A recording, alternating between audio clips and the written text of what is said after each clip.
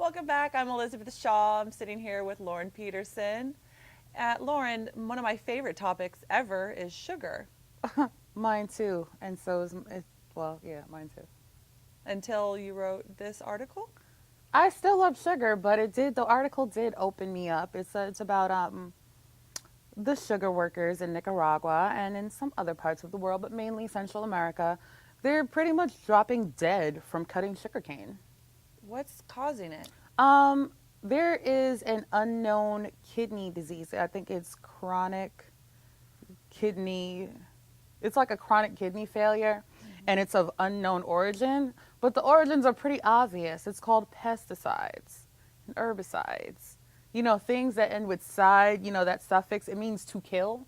And when you work in the field for 20, 30 years and these pesticides are in your system and you're dehydrated and you're drinking sugar rum in the fields and you're just like swashbuckling at like sugarcane, you're gonna drop dead. So that's pretty much what that is. Okay, that's a strong statement. No, but that's what's happening. Like you have people who are healthy and they're going into these fields and they're these strong men day in and day out working 12, 13 hours a day, sometimes 7 days a week. And they're not getting adequate water. They're not getting adequate conditions. They're in the sun. There's no shade except during their break times. And they get like maybe 2 breaks if they're lucky. And they're not getting water, so they're shooting rum. It's like they're having a drinking party with a machete. And they're inhaling these herbicides, which are not healthy and have known carcinogens and, unhealthy agents in them, and it's building up. And it's leading to kidney failure because their kidneys are not being given proper nourishment, rest, and water so they can function. So all of that buildup is causing them to have it's really bad. Like you can look the stories up online and you will see there are people dying before they hit 40, before they hit 50, Yeah. because they've dedicated their lives to cutting sugar so that we can have a delicious cup of Starbucks or lemonade or Kool-Aid or pie. Anything you use with sugar in it, somebody, is basically their life is at risk because of the way sugar is manufactured and the things being used for it. Okay, so here at Our Simple Earth, we always want to know what can be done, what can we do? My personal dilemma is I'm going to have a really hard time trying to give up sugar. So, what should we do? What can be done? Well, first of all, you're talking to a fat chick, so of course I'm going to understand what it's like, how hard it would be to give up sugar. I know it would be hard. So, with that being said, I don't think it's about necessarily giving up sugar because these people do have to eat, they do have to survive.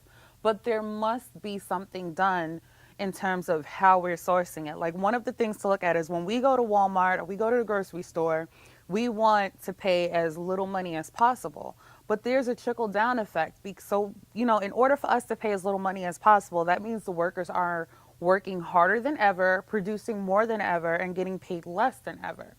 There has to be a happy medium where we have to adjust and think about the end result of our cheapness because that's what it is. We're being cheap. Cheap, frugal, consumer savvy, whatever you want to call it, it's cheap. So we're being cheap. We're saving ourselves some dollars, but it's chopping years off of lives. So it's just about like what can we do and how can we raise awareness and how can we kind of, nurture the system. Like when you look at beer companies and sustainability, like Patron, which is a story I'm doing later.